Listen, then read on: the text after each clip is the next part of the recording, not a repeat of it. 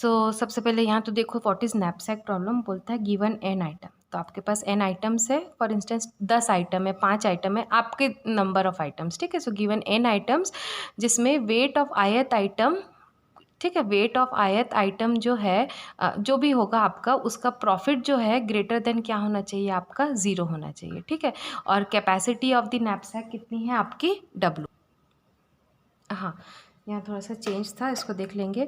सो बोलते हैं एक आपके पास नैपसैक यानी एक आपके पास बैग है जिसमें एन आइटम्स आपको फिल करना है, जिसमें वेट ऑफ द आइटम जो W है, वेट कितना होना चाहिए, ग्रेटर देन 0 होना चाहिए।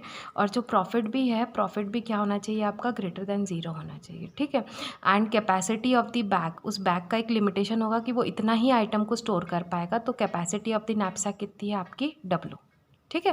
तो आपके पास एन आइटम है जिसमें हर आइटम का कुछ वेट होगा जो ग्रेटर देन 0 होगा, और उसके साथ प्रॉफिट भी उसका होगा कि उसको उस आइटम का वैल्यू कितना है, वर्थ कितना है उसका, ठीक है। और वो भी कैसा होगा आपका, ग्रेटर देन 0। और बैग की कैपेसिटी कितनी है आपकी, W वेट, जैसे बैग 10 किलो का है, 10 किलो से ज़्यादा सामान आप नहीं रख सकते, ठीक है। तो ये W बताता है। नेक्स्ट इसके बाद आता है ऑब्जेक्टिव फंक्शन।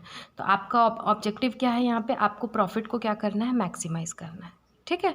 तो अगर आप पूरे आइटम को रखोगे, क्योंकि ये फ्रैक्शनल नैपसैक है, तो ये जो x है ये बताता है अगर आप पूरे आइटम को रखोगे तो x की वैल्यू 1 रखेगी, अगर आप आधे को रखोगे तो x की वैल्यू 1/2 रहेगी, अगर आप 1/4 को रखोगे तो x की वैल्यू, मतलब आप बेसिकली जितना आइटम भी रखोगे उसका जितना फ्रैक्शन को रखोगे वो x की वैल्यू होगी। अगर पूरा रखोगे तो 1, और अगर कुछ भी नहीं रखोगे तो 0, और अगर फ्रैक्शन में रखोगे तो यहाँ पे वो फ्रैक्शन लिखना है।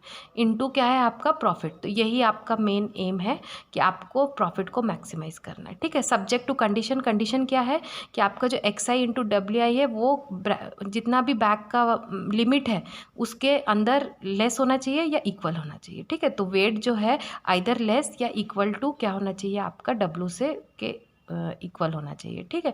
और XI में अभी बताइए, XI अगर आइटम को पूरा स्टोर करोगे तो 1, अगर नहीं रखोगे तो 0, अगर फ्रैक्शन में रखोगे जैसे 1/4, 2/4, 3/4, हाफ, जो भी आपको रखना है तो वो आप यहाँ पे XI डिनोट करता है, ठीक है। तो इसका सबसे पहले एक न्यूमेरिकल बना लेते हैं हम लोग। तो अब इसका एक न्यूमेरिकल देख लेते हैं। हाँ, तो अभी सपोज़ मेरे पास 4 आइटम गिवन है। मेरे पास जो आइटम है वो है आपका A,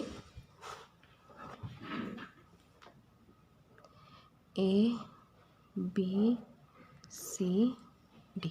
तो ये 4 मेरे पास आइटम है, इसको मुझे एक बैग में फिल करना है, ओके। सो नेक्स्ट अब हम इसका प्रॉफिट लिखेंगे, ठीक है। तो हर आइटम का प्रॉफिट, यानी इसको रखोगे तो आपका प्रॉफिट कितना है, ठीक है। जैसे इसका प्रॉफिट है 280, इसका है आपका 100, इसका 120 और इसका 120। नेक्स्ट इसका वेट कितना, इसका वेट है, ठीक है। तो वेट है इसका 40, 10, 20 और 24, ये इसका वेट है, ठीक है।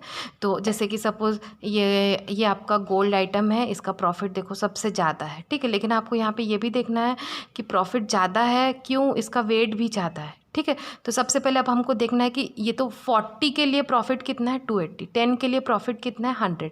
तो अब अपन को देखना है कि 1 के लिए प्रॉफिट कितना है, यानी ए का अगर 1 यूनिट हम देखेंगे तो उसका प्रॉफिट कितना है। तो उसके लिए आप क्या करोगे, यहाँ नेक्स्ट अब आप करोगे प्रॉफिट को डिवाइड करोगे वेट के साथ, ठीक है। प्रॉफिट को डिवाइड करोगे वेट के साथ। तो अगर अब मैं प्रॉफिट को वेट के साथ डिवाइड करती हूँ तो देखो कितना आएगा। अब देखो 4 7 4 28, तो इसका प्रॉफिट कितना है आपका 7, 0 0 कैंसिल हो जाएगा, ठीक है। 100 को 10 से डिवाइड करोगे तो प्रॉफिट कितना है 10, इसका प्रॉफिट 2 6 6 और 24 5 120, ठीक है। तो इसका प्रॉफिट कितना है 5। तो एक डी का एक यूनिट का प्रॉफिट कितना है 5, सी का 6, बी का 10 और ए का, तो सबसे ज़्यादा प्रॉफिट किसका है आपका बी का। अगर एक यूनिट भी रखते हो तो आपको प्रॉफिट कितने का होगा, 10 का प्रॉफिट होगा, ठीक है। तो अब हमको ये टेबल को इसके अकॉर्डिंग अब मुझे जमाना है इंक्रीजिंग मतलब डिक्रीजिंग ऑर्डर में, प्रॉफिट के डिक्रीजिंग ऑर्डर में, ठीक है। दैट मीन्स देखो यहाँ पे, तो सबसे पहले इसी टेबल को मैं फिर से लिखती हूँ अब, आइटम, फिर मैं लिखूँगी प्रॉफिट, फिर वेट, और उसके बाद PI बाय WI, ठीक है। ये मैंने लिख लिया।